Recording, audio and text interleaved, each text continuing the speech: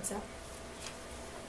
So after the essential fatty acids, which is in a pill form, a capsule form, there's a full spectrum digestive enzyme. She says that this isn't necessary unless you're really noticing problems with even eating GAPS food, with breaking it down. So then in that case you can take a full spectrum digestive enzyme, and that's been really helpful for me particularly. But the cool part about the stomach acid is that the stomach acid actually provokes your pancreas to produce the right amount of digestive enzymes. So taking that one supplement gets your body even more supplements in natural form. Multivitamin, she said in rare cases she recommends a multivitamin. She thinks it's not necessary for most people because once you start getting nourished, you're not deficient, which is amazing. All from food. And then targeted support, things like vitamin D or magnesium. Magnesium, a lot of people are low in that, and that really helps with constipation issues using the magnesium. So food is the first part, supplements is the second part, and detox is the third part. If you're a GAPS patient, you are plagued with toxins in many ways. They are inside of you, and diet is a detox, and your good bacteria are your best defense. But additional support for the body during this process is really helpful. Detox baths and Epsom salts, which is magnesium, baking soda, Redmond clay, apple cider vinegar. There's a couple other things that she recommends you can do a detox bath in. You just take a bath. That's all you do. And you put a half a cup of this in, and you put on nice music, and you relax for 20 minutes. And it's wonderful. And it probably helps your stress levels too, which is helping your gut as well. Juicing, this is a really delicious detox. You can do this as often as you can afford to and as often as you have time to. If you can juice every day, that's perfect. We're juicing about every other day. That's our goal.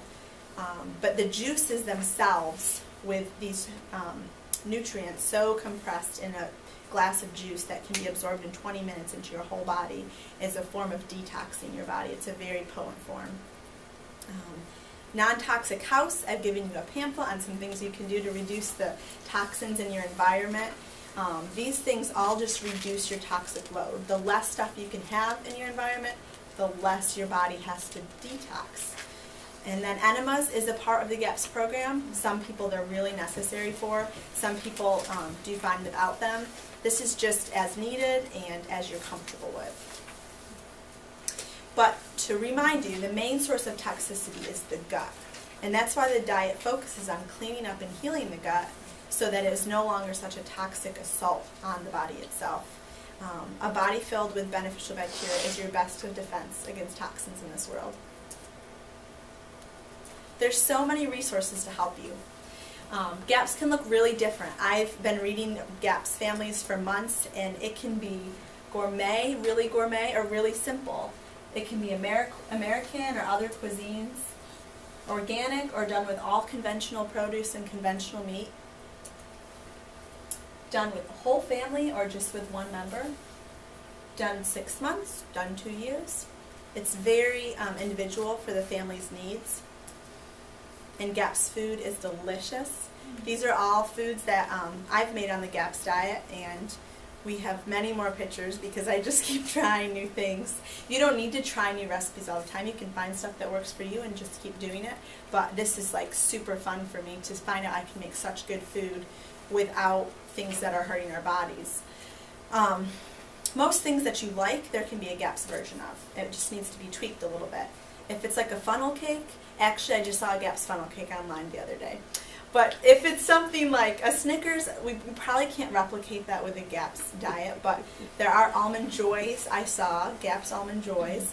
But the point is you can make what you like GAPS friendly.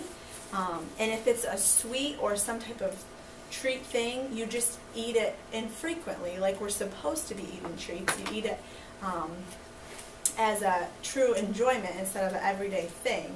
And the goal of the GAPS diet is 85% of it should be savory, should be meats, cheeses, eggs, vegetables, fruits, no, not fruits. So 85% of it is savory, and then the 15% is fruits and sweet things.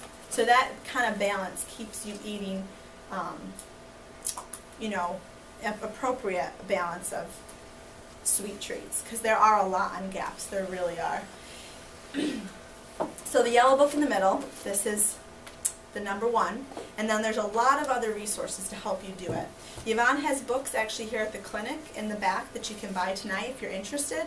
She also has the Cooking with GAPS DVD, which I haven't seen yet, but I've heard great things about. There's grain-free cooking classes online. There are so many things that you can do to go grain-free, to be on GAPS. There's health food stores, ordering online, and then there's these books that help equip you. How long does it take? The good news is GAPS is intended to be a temporary healing diet. You're not intended to stay on GAPS forever. Dr. Campbell McBride says that on average it takes a child 6 to 18 months. She said children heal a lot